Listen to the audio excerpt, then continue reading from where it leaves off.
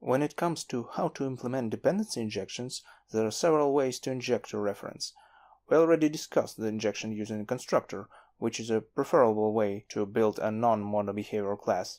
For a monobehavioral class, since we are not allowed to explicitly use its constructor, we must use another way to inject, such as field injection, property injection, and method injection.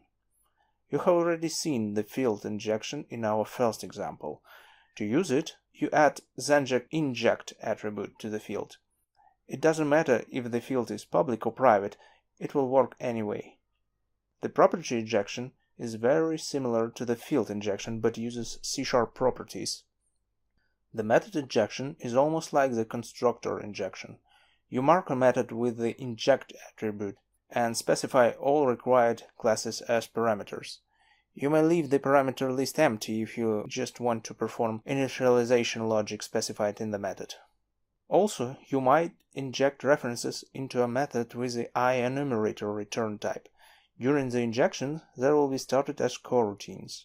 If a class has multiple injection types, they will be injected in a certain order. Constructor injector comes first, then the field injection, then the property injection, and lastly, the method injection. If a class derives from another class that has dependencies, the base class dependencies are going to be injected first. Additionally, there is one limitation you should know. Zenject injection doesn't work for static fields, properties, and methods.